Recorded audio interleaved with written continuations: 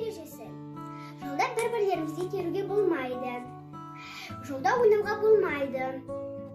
Біз бағдаршаммен жүруіміз керек, және зебра жолымен жүруіміз керек. Бағдаршам жасыл болып тұрса, бізге жүруге болады. Ал бағдаршам қызыл болып тұрса, бізге жүруге болмайды. Бағдаршам қызыл болып тұрса, біз жүрсек, біздің өмірімізге қауіп төнуі мүмкін. Сол үшін әр адамның өмірі маңызды.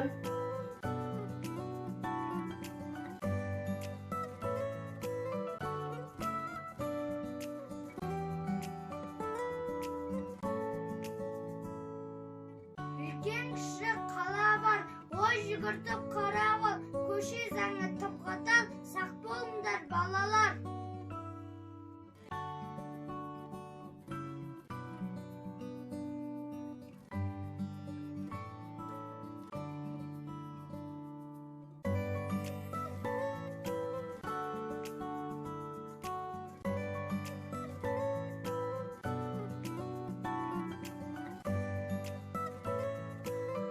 Біз жолда жүру ережесін қатаң сақтауымыз қажет. Біз жолда жүрерде оң солымызға қарап алуымыз керек.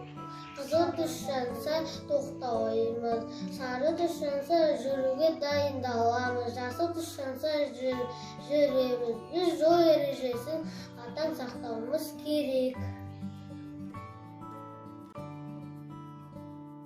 Жол ережесін білейік, аман есен жүрейік.